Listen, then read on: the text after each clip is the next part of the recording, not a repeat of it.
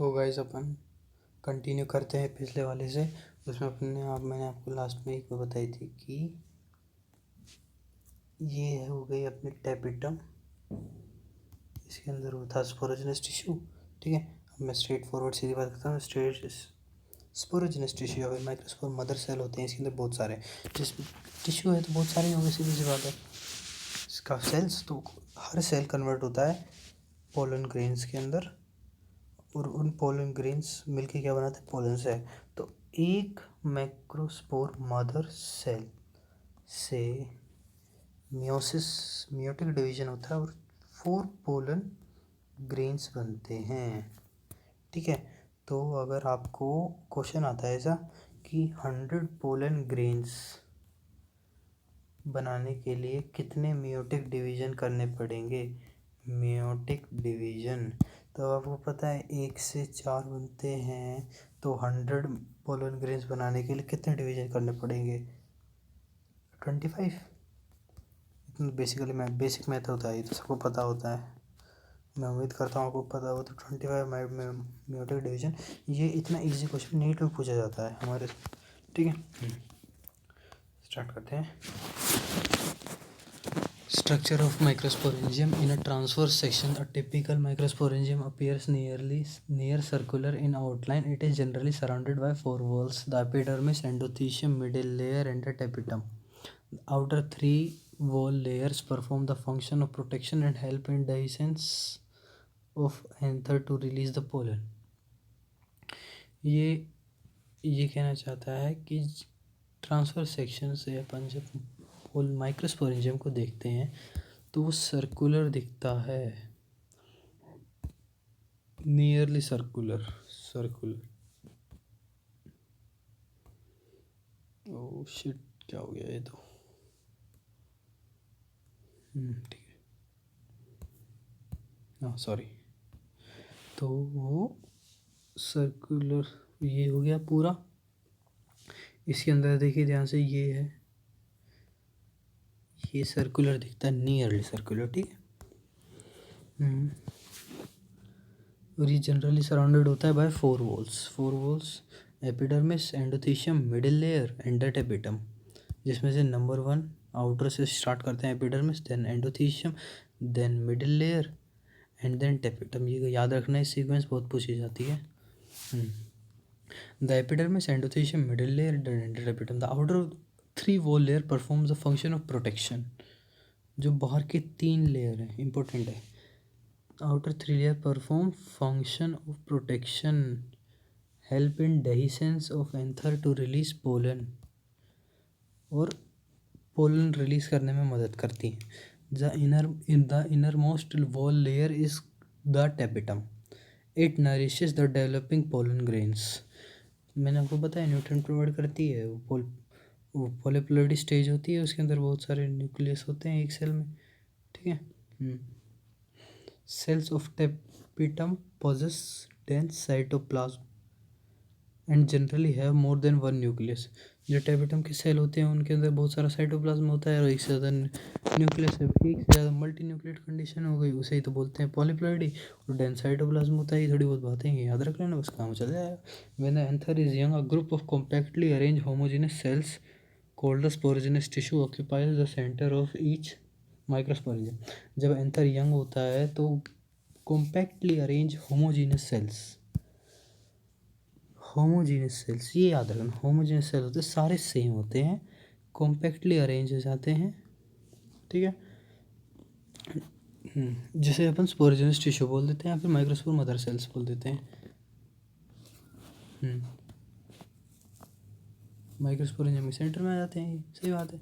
Microsporogenesis क्या होती है? माइक्रोस्पोरोजेनेसिस नाम से पता लग रहा है, माइक्रोस्पोर मतलब पोलन ग्रेन्स। ठीक है, जेनेसिस मतलब फॉर्मेशन, प्रोडक्शन। तो पोलन ग्रेन्स की प्रोडक्शन जैसे जैसे एंथर डेवलप, मैं आपको थोड़ा हिंदी बेसिक लाइन से इनका सीधा हिंदी में बोल दूंगा। जैसे जैसे एंथर डेवलप होता है, जैसे जैसे एंथर डेवलप होता जाता है तो जो स्पोरोजेनस टिश्यू के जो सेल्स हैं वो मियोटिक डिवीजन में जाते हैं और फॉर्म करते हैं माइक्रोस्पोर टेट्राड फॉर्म करते हैं। याद रखना। और कितना क्या होता है किस प्रोसेस के थ्रू? Meiotic division.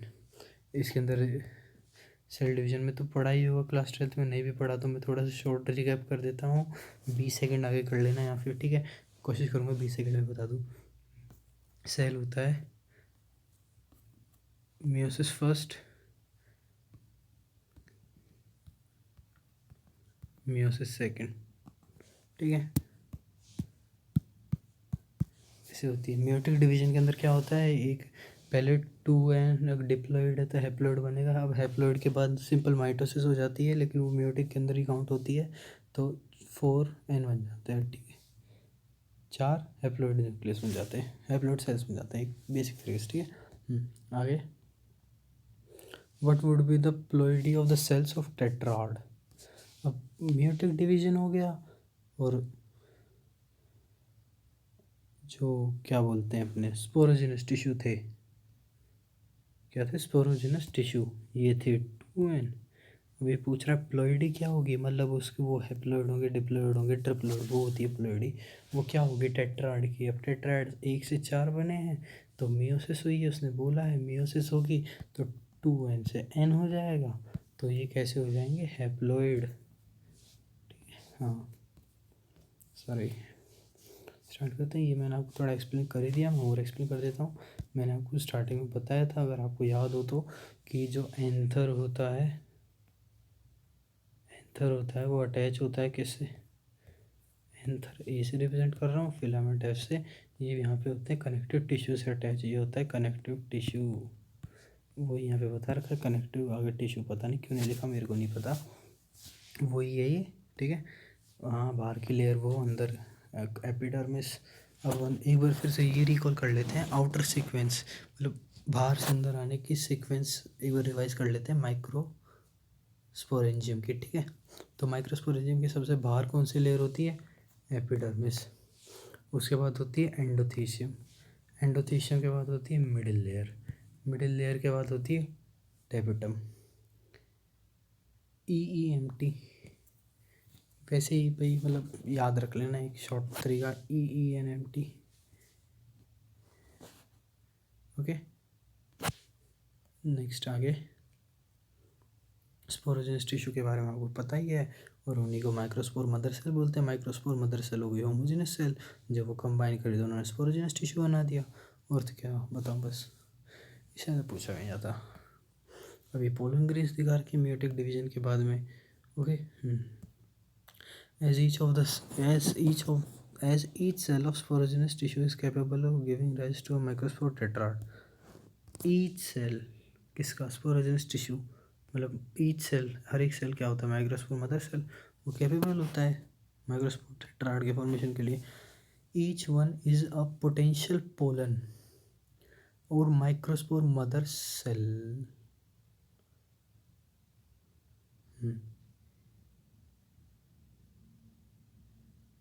हर एक पोटेंशियल पोलन होता है, हर एक जो स्पोरोजेनस टिश्यू का जो हर एक सेल है वो पोटेंशियल है, उसके अंदर इतना पोटेंशियल, उसके अंदर इतनी पावर है कि वो 4 सही एकदम कैपेबल पोलिनेशन के लिए पोलन ग्रेन्स का फॉर्मेशन कर दे। Microspore mother cell, the process of formation of microspore from a pollen mother cell through meiosis is called microsporogenesis. किसकी फॉर्मेशन, माइक्रोस्पोर की फॉर्मेशन, माइक्रोस्पोर कौन हो गए, पोलन ग्रेन्स, पोलन ग्रेन की फॉर्मेशन कहाँ से, from a pollen mother cell, pollen mother cell या फिर माइक्रोस्पोर मदर सेल, क्योंकि पोलन को माइक्रोस्पोर ही बोलते हैं ना, तो MMC या फिर PMC कुछ भी बोल लो, एक ही बात है। किससे होती है, मियोसिस से, उसे अपन क्या कहते हैं, माइक्रोस्पोरोजेनेसिस, ठीक है। इसमें क्या बताऊँ मैं अब आपको, the microspore as they are formed are arrange as a cluster of 4 cell.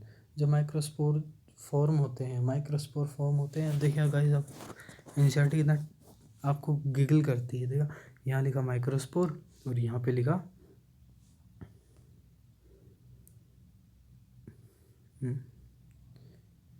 कहाँ गया, ये रहा ना, पोलन, ठीक है, pollen mother cell microspore, the microspore as they are form, मतलब पोलन ग्रेन्स ही तो हैं जो फॉर्म हुए हैं, उन्हीं को माइक्रोस्पोर बोलते हैं।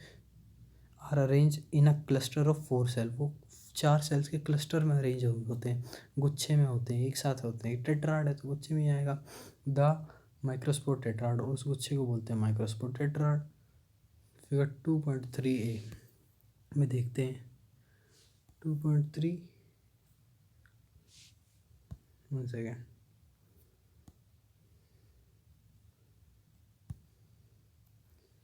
मुझे तो इसमें दिख रहा है यार, एक सेकेंड, छोटा हो जा, क्या हो गया, लैग कर रहा है गाइस, एक सेकेंड ना। इसमें आप देखो तो जैसे मेरे को फ़िलहाल ये वाला दिख रहा है, अभी तो सेपरेट भी हो गए, एक वैसे भी हो गया, बट इसको देखना 1 2 3 4 है ना, क्लस्टर के फॉर्म में। ओके, चलो आगे स्टार्ट करते हैं। As the anther mature and dehydrate the microspore dissociate from each other. अब जैसे जैसे एंथर मैच्योर होता जाता है तो भाई एक बात है, वो छाया में तो रहता नहीं है, धूप पे ही तो रहता है, तो डिहाइड्रेशन उसके अंदर होनी बिल्कुल पॉसिबल है। ठीक है, तो वो डिहाइड्रेट हो जाता है जिससे कि वो डिसोशिएट हो जाते हैं। कौन? माइक्रोस्पोर्स, पोलन ग्रेन्स, जो कि क्लस्टर के फॉर्म में होते हैं, जिसे हम माइक्रोस्पोर टेट्राड बोल रहे थे। आप भी ट्राई करो खुद से बोलने की ना, रिवीजन होगा, सॉरी याद होगा। और फिर डेवलप हो जाते हैं इनटू पोलन ग्रेन्स। हाँ वही की बात है सब। Inside each microsporangium, several thousands of microspore or pollen grains are formed that are released with dehiscence of anther।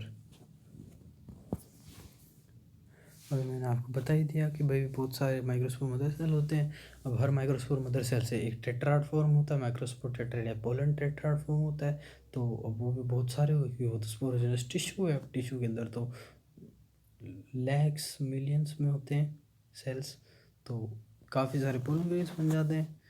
तो वो रिलीज होते हैं with the dehiscence of anther, anther की डेहिसेंस मतलब line of dehiscence, dehiscence of anther, वही line of dehiscence बोलते हैं।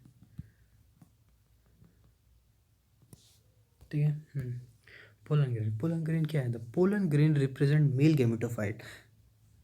अब अगर अपन थोड़ा जूलॉजिकल वे में थोड़ा थिंक करें तो अपन देखते हैं कि जो मेल होते हैं उसके अंदर स्पर्म्स होते हैं मेल गैमेटोफाइट, और जो फीमेल के अंदर जो ओवम होता है वो होता है फीमेल गैमेटोफाइट। अगर मैं कहीं पे थोड़ा बहुत गलत हो जाऊँ तो प्लीज़ इग्नोर करना ना, एक जूलॉजिकल एस्पेक्ट से लेके बता रहा हूँ। तो वैसे ही पोलन ग्रेन जो है वो मेल गैमीट है, किसके लिए? सेक्सुअल रिप्रोडक्शन के लिए फ्लावर्स के अंदर। अगर आप टच करेंगे, if you touch the open anther of hibiscus,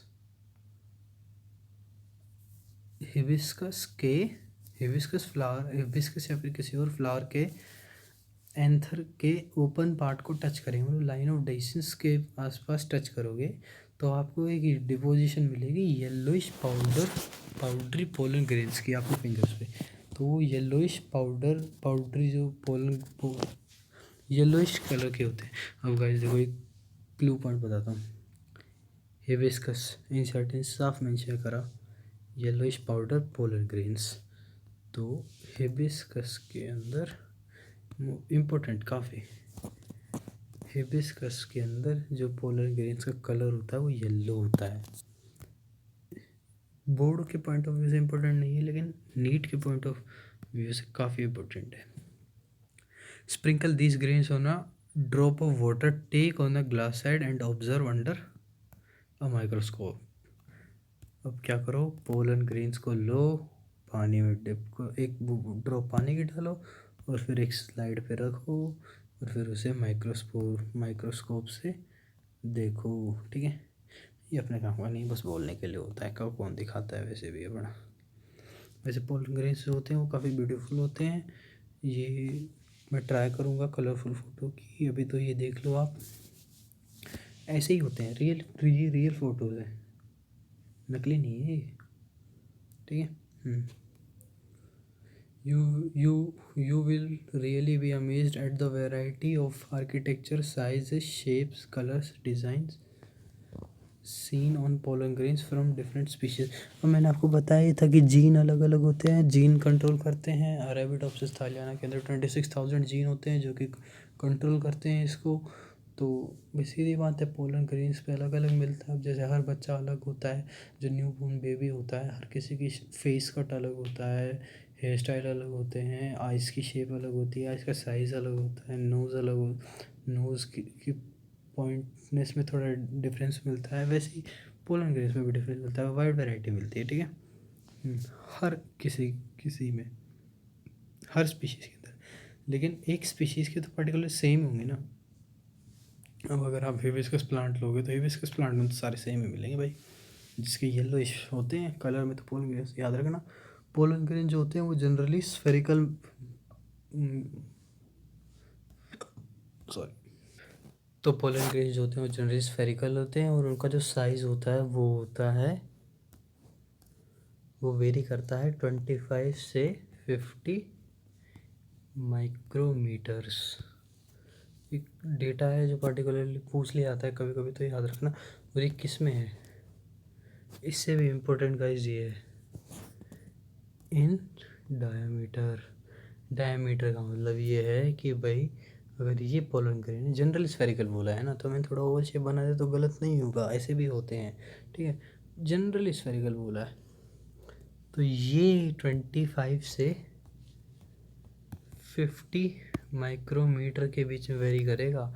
मतलब अगर मैं आपसे ये कहूँ कि जो इसकी रेडियस है, एक कहोगे मैथ लगा रहा हूँ बट फिर भी रेडियस, और स्फेरिकल बोला है तो स्फेयर की रेडियस होगी, तो जो रेडियस होती है वो जनरली वेरी करेगी 12.5 से 25 माइक्रोमीटर के बीच में। याद रखना, इम्पोर्टेंट है, गड़बड़ होने के चांस हो जाते हैं। मेरे टेस्ट में आया हुआ है, काफ़ी बार हमने दिया भी है टेस्ट में। आगे बढ़ते हैं। It is a prominent 2 layered wall. जो कौन, पोलन ग्रेन, पोलन ग्रेन होता है, उसके अंदर 2 लेयर होती है वोल की। एक स्ट्रक्चर मैं आपको बना के दिखाता हूँ। जनरली अपन पहले एक्सप्लेन कर लेते हैं ना, फिर पढ़ते हैं तो काफ़ी वो हो जाता है इंटरेस्टिंग ना। ये तो है, ये अजीब सा वायरस से क्या बनाते हैं, लेकिन असलियत में ऐसा ही होता है। इसे बोलते हैं एग्जाइन, और ये होती है इंटाइन, ठीक है। ये होता है जनरेटिव सेल, ये होता है वेजिटेटिव सेल। ये जो आपको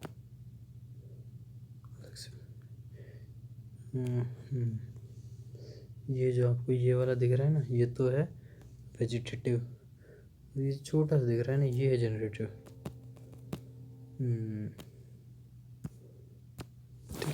तो जो एग्जाइन होती है ना इसके अंदर, कौन, एग्जाइन, ये एग्जाइन जो होती है ये बनी होती है, लिख रखा होगा इसमें, नहीं लिख रखा शायद, पता नहीं,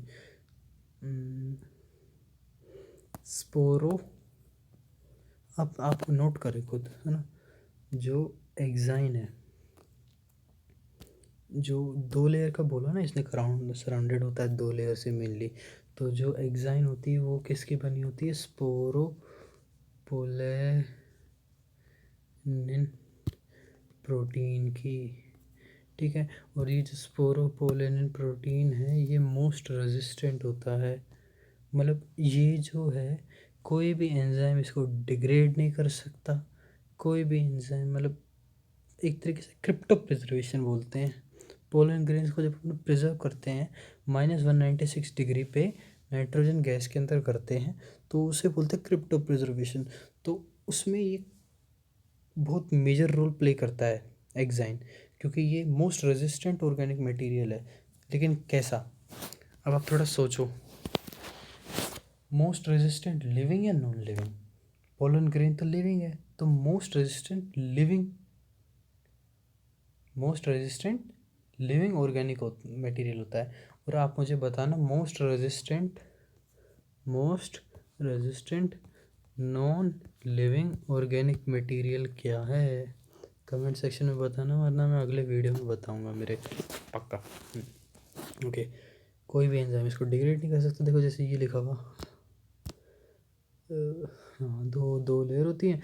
the hard outer layer and enzyme is made up of sporopollenin, is made up of sporopolanin, which is one of the most resistant organic material। Resistant organic material होता है, लेकिन रेजिस्टेंट एक चीज़ और ऐड कर लेना, लिविंग। नॉन लिविंग तो इससे भी ज़्यादा रेजिस्टेंट होता है, बिल्कुल। It can withstand with high temperature and strong acid and alkali, no enzyme can degrade it. Okay, ये की पॉइंट्स हैं, इनको आप लिखना। जैसे sporopollenin withstand high temperature, strong acid and alkali, no enzyme can degrade। ठीक है guys. और pollen grain exine has prominent apertures called germ pores। हाँ, ये भी बताना, ये इम्पोर्टेंट है काफ़ी। हाँ, थोड़ा सॉरी ये वन, इनको अलग कलर से बताता हूँ, फिर क्लियर होगी ज़्यादा। वन इतने बड़े होते नहीं, छोटे होते हैं, वो थोड़ा आपको दिखाने के लिए बड़े बता रहा हूँ। 2 3, इनका नंबर वेरी करता है, इसमें कोई चिंता की बात नहीं है। आपको बस ये देखना है, एक्साइन जो है भाई मान लिया वो सबसे, वो शिट, ठीक है, हो गया, दोबारा बनाना पड़ेगा। जस्ट एक सेकेंड गाइस।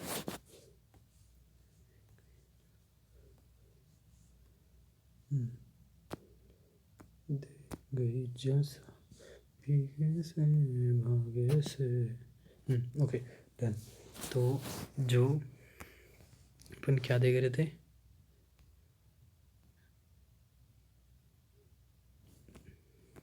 अपन देख रहे थे जर्मपोर के बारे में। अपन जर्मपोर के बारे में बता रहे हैं, तो जो जर्मपोर होता है ना, अब आप खुद सोचो, जब इतनी मोस्ट रेजिस्टेंट है ना, इसको कोई तोड़ सकता है ना डैमेज हो सकती है, तो फिर पोलन ग्रेन बाहर कैसे आएंगे? अगर पोलन ग्रेन का जो मटेरियल है, मटेरियल एम से मटेरियल जिसके अंदर प्रेजेंट है, अगर वो फिर बाहर कैसे आएगा, वो निकलेगा कैसे? फर्टिलाइजेशन की प्रोसेस कैसे हैपन होगी? मेल गैमेटोफाइट कैसे निकलेंगे पोलन ग्रेन से बाहर? पोलन ग्रेन के अंदर का जो मेल गैमेटोफाइट है वो कैसे बाहर जाएगा? तो जनरेटिव सेल होता है ना इसमें अंदर, तो वही इसमें वही होता है, रिप्रोडक्टिव सेल होता है, जनरेटिव सेल। तो कैसे आएगा सोचो। अब भाई उसको आना था, तो भाई अपने को तो कुछ जगह तो चाहिए होगी निकलने के लिए। अब इतना तो फॉर श्योर है कि इनसे तो, एग्जाइन से तो निकलेगा नहीं। तो एग्जाइन जो होती है वो कंटिन्यूस नहीं होती, नॉन कंटिन्यूस होती है, और उसके जगह जगह पर छोटे छोटे पोर होते हैं जिससे ट्यूब निकलती है, जिसे बोलते हैं पोलन ट्यूब। ठीक है, मैं पोलन ट्यूब बना के दिखाता हूँ, 1 सेकेंड। हाँ, मैं एक से बता रहा हूँ।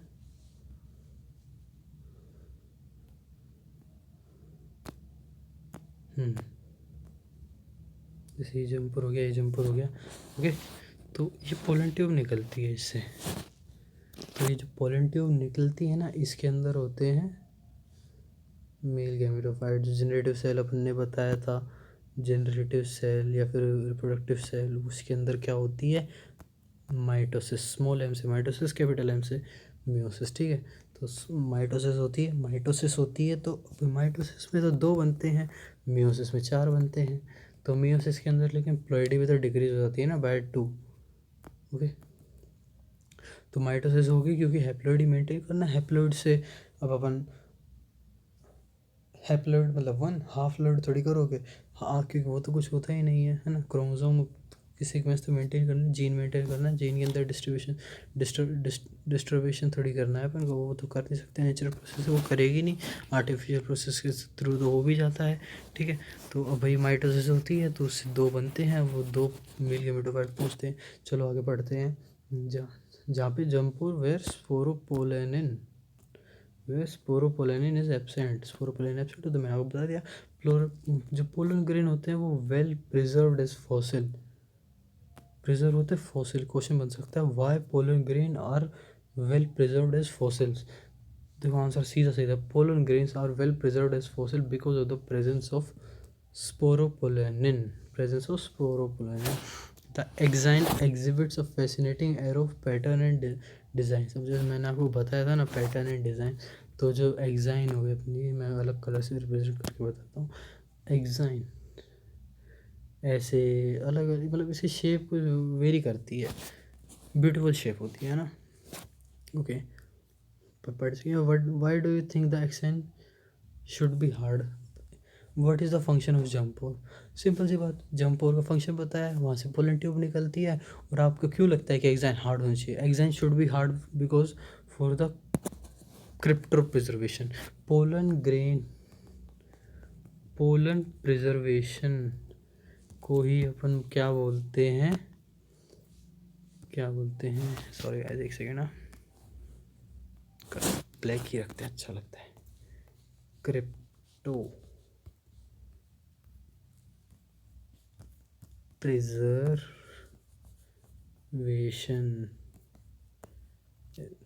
क्रिप्टो प्रिजर्वेशन होती है पोलन प्रिजर्वेशन। पोलन बैंक्स भी होते हैं, है ना, जिसके अंदर काफ़ी स्टोर किया जाता है इनको। ओके, 10 जी कंप्लीट करेंगे अपन, देखते हैं कितना बड़ा है ये।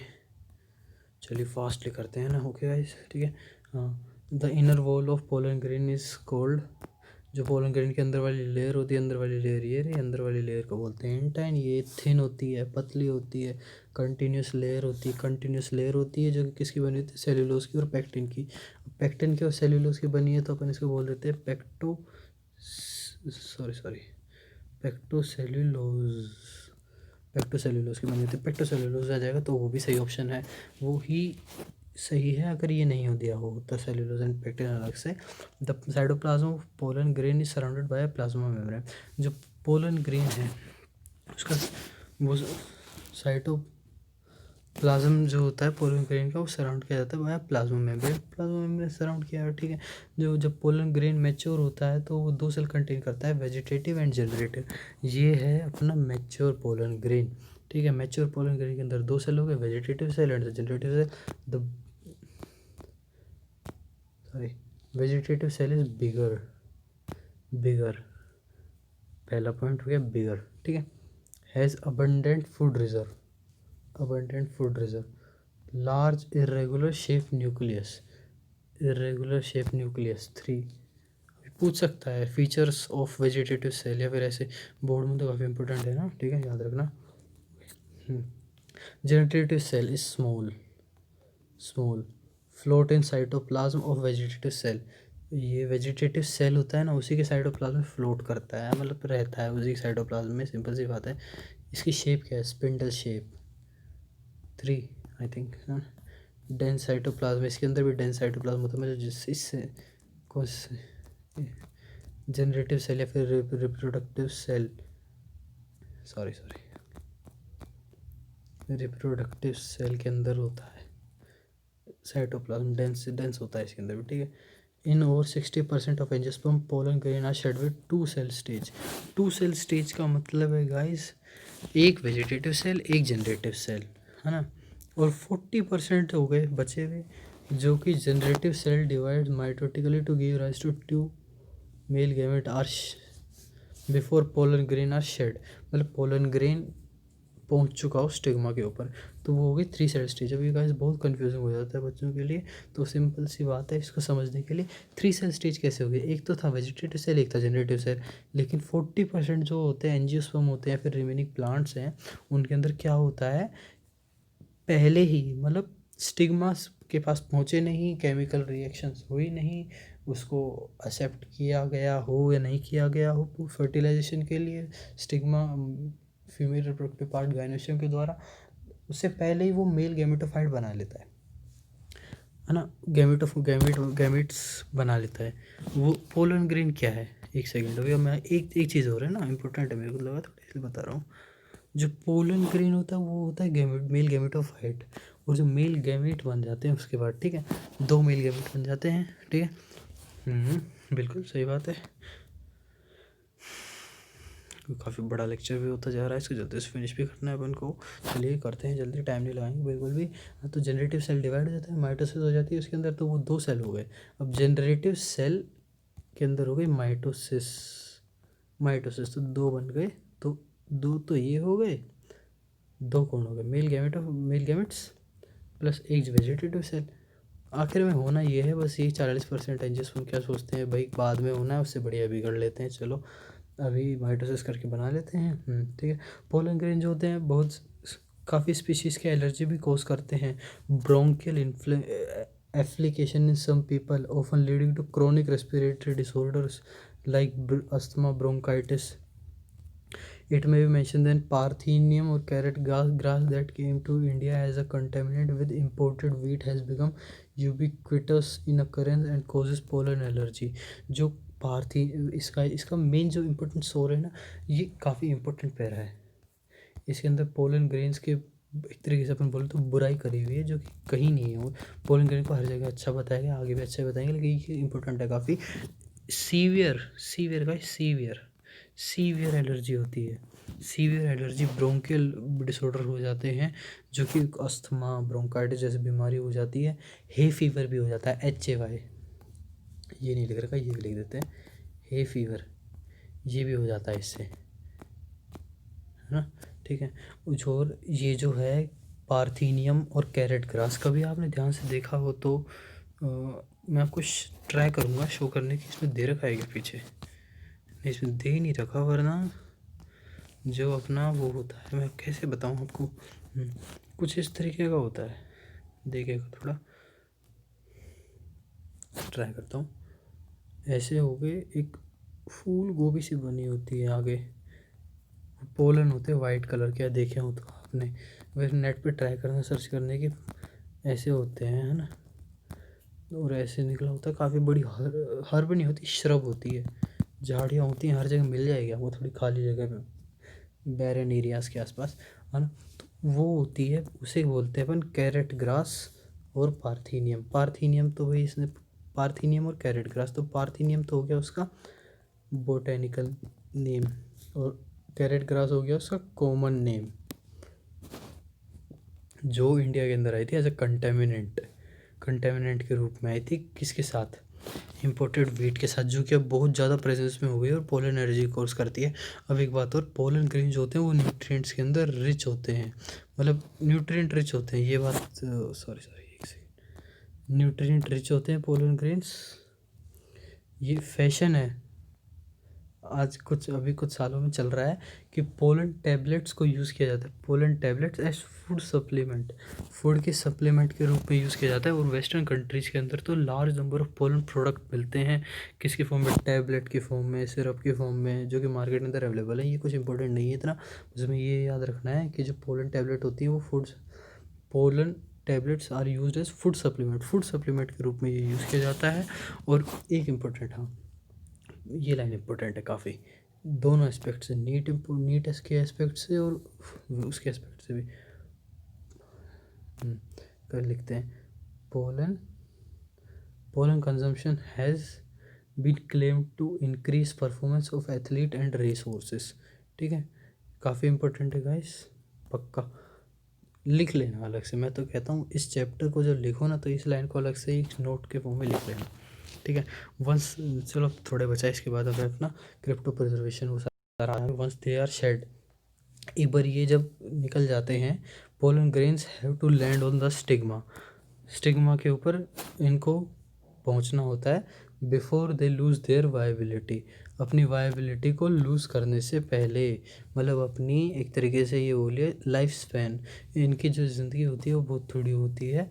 How long do you think the pollen grains retain viability, बहुत थोड़े टाइम के लिए और बहुत लंबे टाइम के लिए भी होती है, ऐसी कोई बात नहीं है। मोनोकोट हो गए, जिसके अभी आगे आएगा, जल्दी बताते हैं ना। The period for which pollen grain remain viable is highly variable करता है वो, और to some extent depends on the prevailing temperature and humidity. ये इंपॉर्टेंट है, जो पोलन ग्रेन का वायबिलिटी होती है वो कहीं ना कहीं एक्सटर्नल फैक्टर पे भी डिपेंड करती है, जैसे कि टेम्परेचर एंड ह्यूमिडिटी। गाइस ये भी लिख लेना, काफ़ी इंपॉर्टेंट है।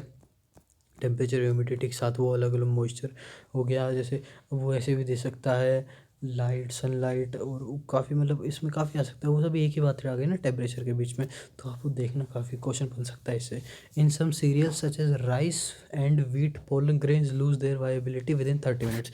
राइस व्हीट कौन सी फैमिली के अंदर आते हैं, पोएसी है ना, पोएसी फैमिली के अंदर आते हैं, ठीक है। और ये 30 मिनट्स के अंदर अपनी वाइबिलिटी को लूज़ कर देता है और ठीक है। और वैसे ही जैसे ये मोनोकोट भी होते हैं और जैसे डाइकोट हो गए, पोएसी फैमिली डाइ मोनोकोट होती है।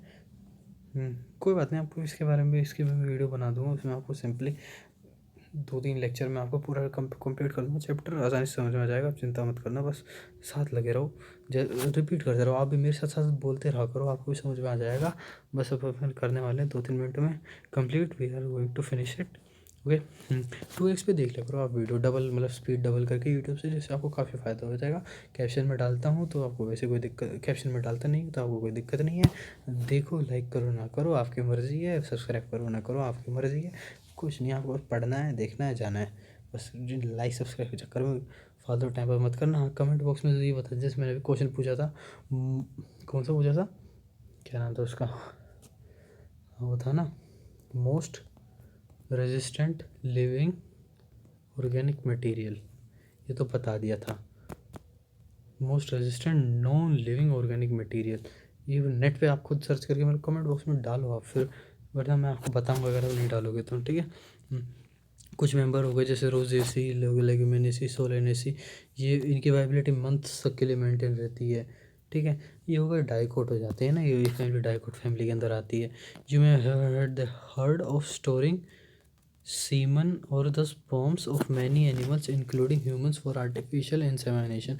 हाँ, ये होता है ना आर्टिफिशियल ब्रीडिंग के अंदर, ये आगे चैप्टर आएगा, उसमें अपन को सब समझ में आ जाएगा इसके बारे में कि भाई जैसे मतलब एक एग्जांपल के तरीके फिर जो काउस की अच्छी ब्रीड बनाने के लिए फॉरेन कंट्रीज से बुल्स के सीमन को स्पेशली इम्पोर्ट किया जाता है ताकि फॉर बेटर प्रोजेनी ना। ओके, उसको आगे देखेंगे, छोड़ते हैं।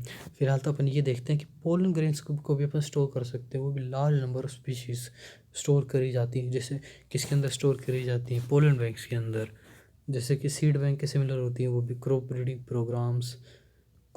प्रोग्राम के अंदर स्टोर किए जाते हैं। मतलब प्रोग्राम चला है जिसके अंदर सीड बैंक करे जाते हैं, ठीक है। अब क्रिप्टो प्रिजर्वेशन होती है, लिक्विड नाइट्रोजन में स्टोर करते हैं पोलन ग्रेन्स को, इसे बोलते हैं क्रिप्टो प्रिजर्वेशन। वैसे गाइस कोई इंपॉर्टेंट नहीं है क्रिप्टो प्रिजर्वेशन याद रखना ना रखना, लेकिन ये बेसिकली अपनी वो हो जाता है एक तरीके से, क्या बोलते हैं, जनरल नॉलेज जी के टाइप का ना। लिक्विड नाइट्रोजन में स्टोर रहती है, लिक्विड नाइट्रोजन से पता है बहुत कूल रहती है, टायर से भी डलती है, स्कूटर्स के टायर में भी डलती है, -196 डिग्री सेंटीग्रेड पे रहता है। तो सोचो कितना पे मतलब क्या सिस्टम है, आज के साइंस कितनी आगे जा चुकी है। अपन को अच्छी तरह पढ़ना है, समझना है, ताकि अपन भी बड़े होकर कुछ अच्छा बने और कुछ नहीं दे रहा है। चलिए ठीक है गाइस, ओके, नेक्स्ट टाइम मिलेंगे पिस्टल मेगास्पोरेंजियम ओव्यूल के साथ। वैसे कुछ बचा तो नहीं है, अपन ने स्ट्रक्चर डायग्राम सब देख लिए, जनरेटिव सेल, हाँ 1 मिनट, सॉरी इसको देख लेते हैं ना अपन, इसको और देख लेते हैं, वरना थोड़ी अपन फिर पूरा हो जाएगा अपना ये। वैसे इसमें कुछ इंपॉर्टेंट नहीं है, ना ये कभी बोर्ड में पूछा जाएगा, तो आप बोर्ड के एस्पेक्ट से इसको छोड़ भी सकते हो, लेकिन नीट के एस्पेक्ट से थोड़ा एक चीज़ इंपॉर्टेंट जाते हैं, एसिमेट्रिक स्पिंडल्स, जिसकी वजह से ही एसिमेट्रिक सेल डिवीजन होता है, ठीक है। चलिए देखते हैं, ये सिंपल क्या था, ये है पीएमसी पोलन मदर सेल, या फिर एमएमसी माइक्रोस्पोर मदर सेल, ठीक है, या फिर स्पोरोजेनस टिश्यू का एक पार्ट, ठीक है। इसके अंदर वैक्यूल्स आ गए, न्यूक्लियस है, ठीक है। बेसिकली हाँ ये सही बात है, इंटरफेस चल रही है, इंटरफेस में अपनी वो हेल्थ बढ़ाएगा। उसके बाद जब डिवीजन होता है मेटाफेज में, आपको पता है मेटाफेज के अंदर प्लेट बन जाती है, मेटाफेज प्लेट, ओके। उस प्लेट पे जब स्पिंडल फाइबर्स आ जाते हैं, डिवीजन होता है तो सिमेट्रिक होता है, तो इक्वल अमाउंट में डिवीजन हो जाएगा वेजिटेटिव जनरेटिव सेल का। लेकिन यहाँ पे क्या है गाइस, एसिमेट्रिक स्पिंडल्स बन जाते हैं, एसिमेट्रिक, एसिमेट्रिक मतलब सिमेट्रिक नहीं है। जैसे भाई सिमेट्रिक कैसे नहीं है, ये और इधर ऐसे, तो एक के जो ज़्यादा पास हैं, एक के दूर हैं, तो एक का छोटा एक का बड़ा सेल बनेगा ऐसे। तो इस वजह से वेजिटेटिव सेल और जनरेटिव सेल में अंतर आता है। अगर ये क्वेश्चन बने कि भाई why there is difference in the size of vegetative cell and the generative cell, तो उसका सिंपल बेसिकली रीज़न अपना आंसर ये हो सकता है, हो जाएगा और सही भी होगा 100% कि vegetative cell and generative cell or the reproductive cell are greatly vary in size due to the formation of asymmetric spindles. These asymmetric spindle cause the variation in their cell size and they are responsible for it. Okay, तो आप अपनी language में इसको लिख सकते हो. चलिए guys, okay, आज के लिए इतना ही.